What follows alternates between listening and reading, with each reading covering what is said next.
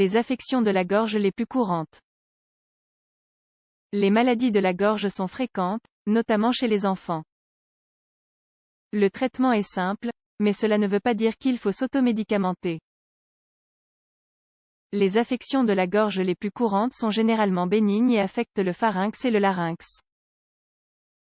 Nous leur attribuons néanmoins beaucoup d'importance, car elles ont un lien avec le mauvais usage de médicaments, notamment d'antibiotiques.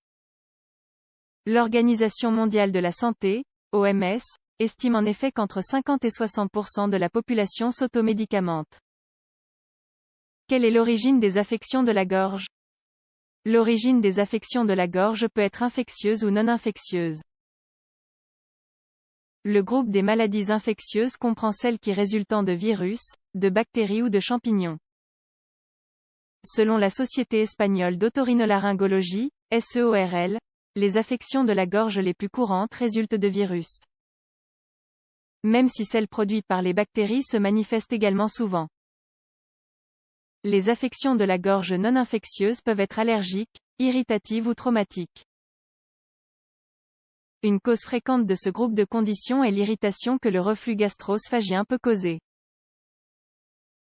La pharyngite et l'amygdalite, parmi les affectations de la gorge les plus courantes. La pharyngite et l'amygdalite sont des affections du pharynx. Elles peuvent être aiguës ou chroniques.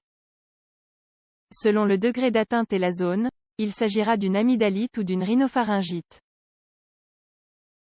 En revanche, si la zone touchée est plus générale, on parle de pharyngite ou de pharyngo-amygdalite. L'origine de 80% des pharyngites est virale, mais ces processus peuvent parfois évoluer en provoquant une surinfection bactérienne. Parmi les infections virales, celles qui provoquent le rhume et la grippe sont les plus courantes. Les infections bactériennes résultent principalement de streptocoques du groupe A. Les symptômes. Dans l'enfance, les symptômes de ces affections sont liés à l'âge. La population infantile comprend le groupe des nourrissons, des enfants d'âge préscolaire et des enfants d'âge scolaire. En général, les symptômes que ressentent les adultes sont très similaires à ceux observés chez les enfants d'âge scolaire. Les symptômes courants sont les suivants. Sensation de sécheresse, flegme, douleur lancinante, besoin de se racler la gorge. Ceci peut aussi vous intéresser. Remède maison pour lutter contre la pharyngite. Diagnostic et traitement. Il est important de faire la distinction entre une infection virale et une infection bactérienne, car leur fréquence, leur traitement et leur gravité sont différents. Un type d'affection peut se différencier d'un autre par ses symptômes. La plupart des infections résultent de virus, de sorte que leur traitement ne repose pas sur des antibiotiques.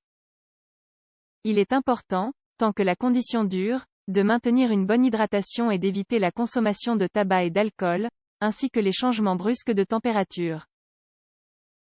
Il convient aussi d'adopter une série de mesures qui peuvent aider à prévenir la propagation des infections, telles que utiliser des mouchoirs jetables, se protéger la bouche et le nez lorsque nous toussons ou éternuons, éviter de se toucher les yeux, se laver souvent les mains à l'eau et au savon.